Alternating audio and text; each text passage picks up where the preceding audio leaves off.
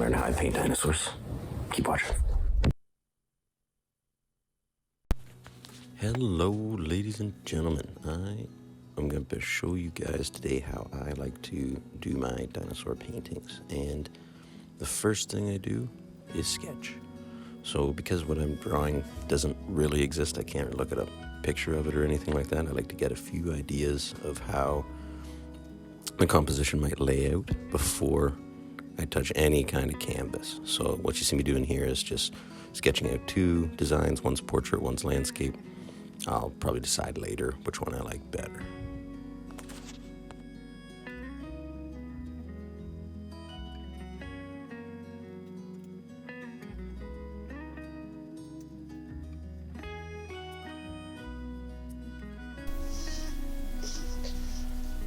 So I've got some paint colors to add to the sketches now. I guess the first thing I want to do before I start adding colors is kind of determine where I think the best spot for the light to come from is. On this guy, because I want his face to be highlighted, I think the light coming from the upper corner is probably best. Because we're looking down, you're primarily just going to see the background if I go with this orientation. This guy, I almost think it's more dramatic to have the front of his body kind of shaded. Maybe I can add some highlights to the claws, so the light should probably be coming from this way. Because this one's a little more straight on, I'd probably change the perspective a bit. If I was looking at it, I might want a horizon line of maybe about here. I'll get a little bit of sky. Because these guys are from like Utah, Montana, I think I want to do like a deserty kind of rock formation in the background. But either way, there's going to be a lot of beiges and browns and sandy colors in the background. So I'm just going to add that first before I start playing with colors. So with my composition in place, I'm going to start applying a few paint to the sketches, kind of get an idea of what the overall colors are going to look like. Then I can make a more informed decision of how I want to proceed with the larger painting once I have like a visual composition I'm both happy with and colors I know I can make.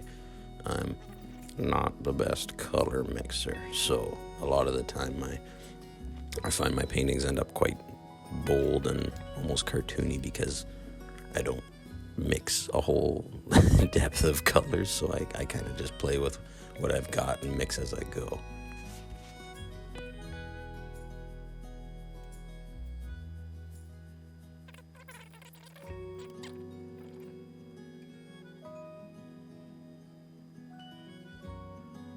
Now I'm thinking this guy, because there's going to be a lot of contrast from the blue and the sky, I think I kind of want to go with a kind of green and crimson color palette. But for this guy, because it's looking primarily at the ground, I think a blue, well, a couple of blues and maybe a gray, sort of like Jurassic World style, but with feathers. Might be better for the contrast to the overall composition. So I'm going to test what those look like, and then I'll pick which one I think I'm going to do.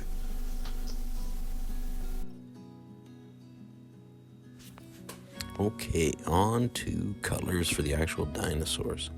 So this part doesn't have to be real clean. It's kind of just getting colors on a page so I can see what the composition is going to look like. So don't get too romantic about this part. You don't really honestly even have to do this part. I'm probably overanalyzing how I do my stuff, but I get worried because they're animals with a lot of controversy around their appearance. So I try and make sure that we didn't know what color they were, but I like to make sure they're accurate.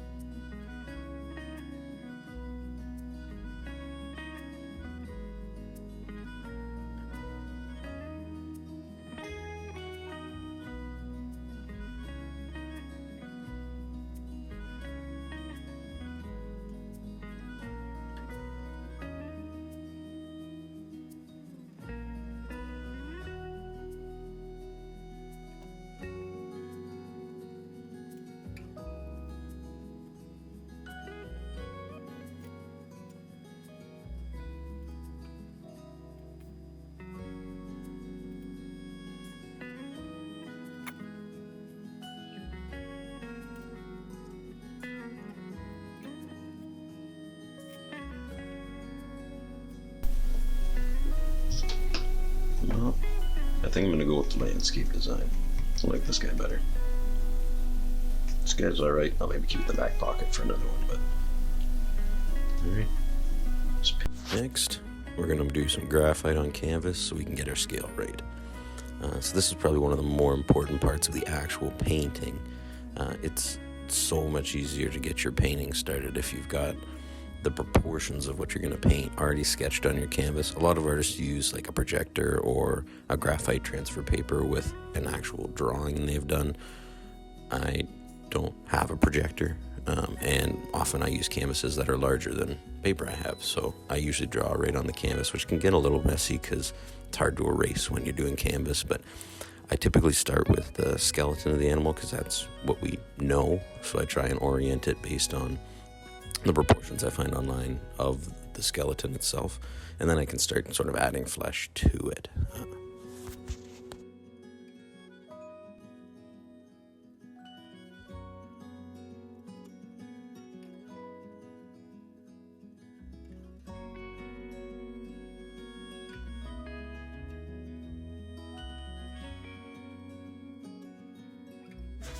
Now it's time for paint, the moment you've all been waiting for. So I start with the background, like I said.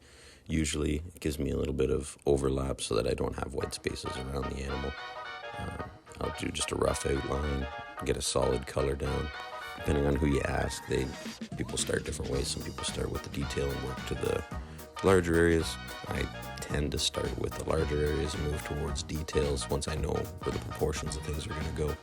So a little bit of ground cover, so some shadow to show where the animal's going to be standing above, give it some depth, a little bit of texture. This is most likely from an area of like Utah, which is very deserty and dry, so I've kind of got a sandy background. There'll be some rocks and just dune shadows and things like that that are kind of soft.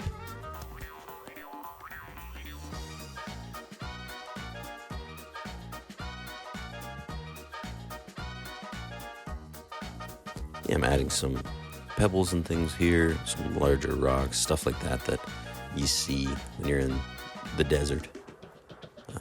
These guys, as in the same way that I would like the dinosaur to respond to where I presume the light is coming to, in this case the upper left-hand corner, the rocks in the background need to do the same. So I've got highlights showing in the upper right corner and lowlights and shadows, again projecting kind of down to the bottom right.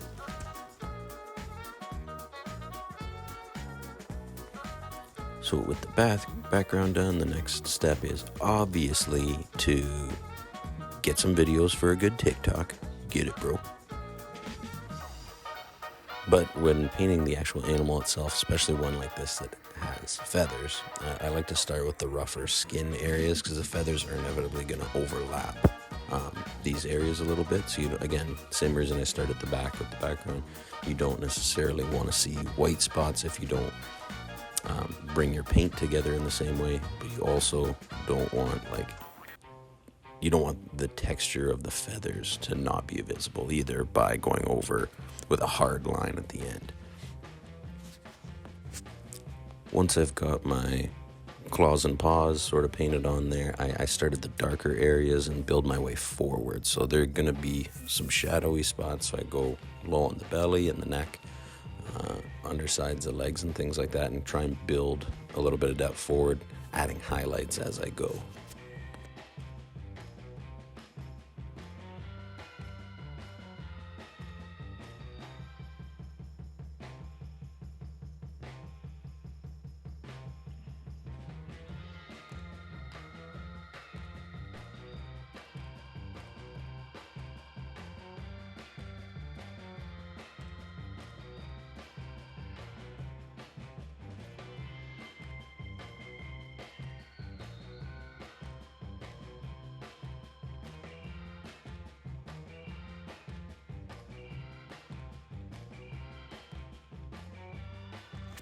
With everything kind of masked out and a rough texture of the feathers applied to most of the body, I can move on to the more detailed parts.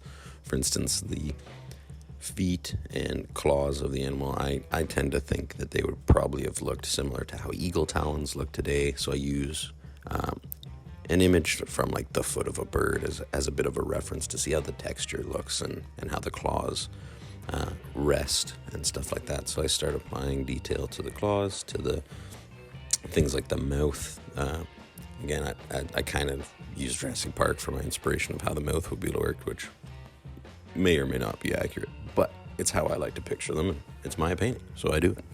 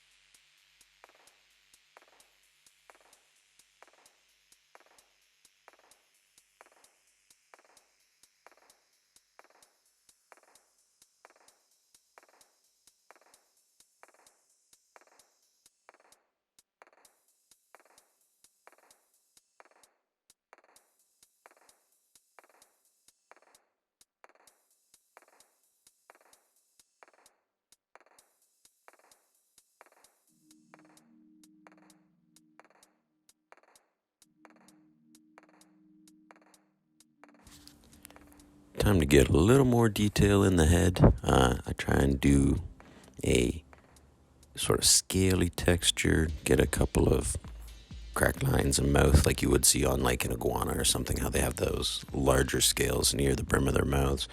Get some depth to the head shape, define the nostrils, things like that, and then I'll probably start adding teeth before too long, unless I get distracted and start painting feathers again, which is very possible. Speaking of distractions, today's video is sponsored by nobody. I don't have any sponsors yet. So with that being said, now would be an awesome time for you to hit that like button and maybe subscribe if you're at all interested in what I'm doing here. I'm planning on doing a bunch more dinosaur painting videos, and as someone with almost no followers, it really helps a guy out. So I hope you enjoy, and as you can see, I did get distracted and start going back to feathers again, this time with a blue color that we talked about, kind of the accent. I think I want to put it primarily on sort of the top of the animal and on the the forearm feathers that I think are kind of neat. Just a little bit of an accent color for the animal.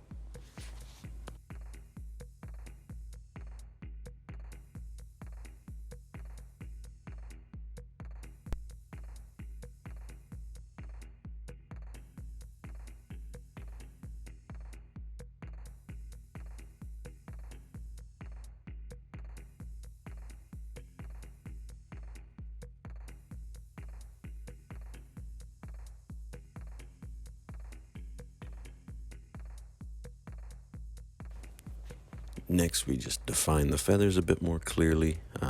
I tend to start with the darker areas. I throw a little bit of a low light line on it before I start getting into the highlighting of it.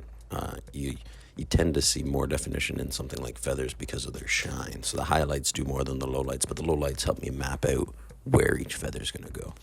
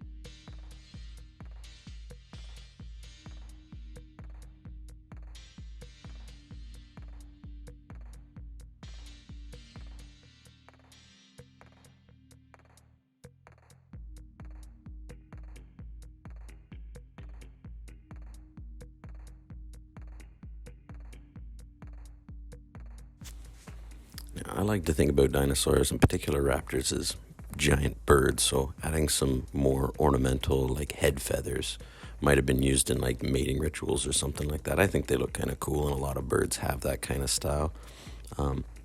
Also thought the head was a little bit plain with just a single tone, so lizards and things tend to have striations on their scales and stuff that help with camouflaging. So darker colors contrasted with light kind of looks like shadows through trees.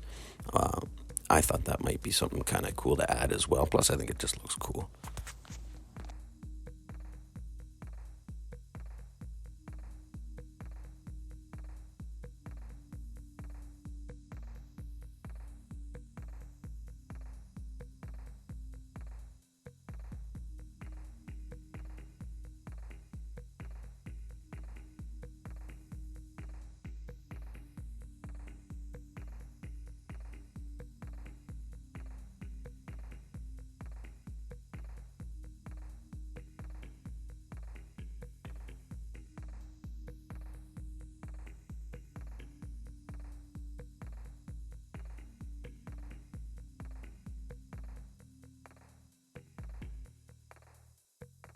Now, the last thing I typically paint is the eye for totally selfish cinematic purposes. I think it's the most dramatic kind of part of the animal, and it makes the best sort of finishing shot. Plus, it's the finest detail. It's the part that kind of really makes it look like it's looking at you. So I tend to start with a base color.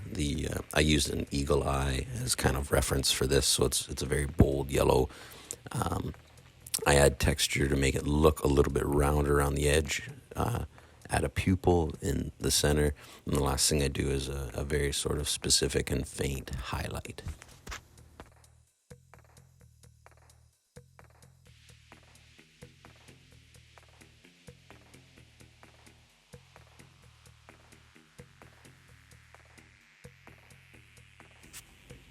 To round it all off, I try and go back and add a few final, very faint highlights.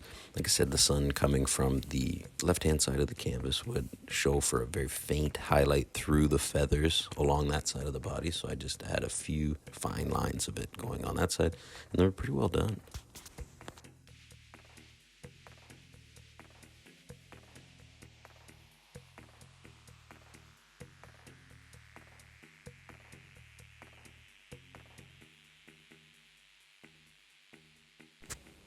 Well, I hope you enjoyed this little dip into my process here, and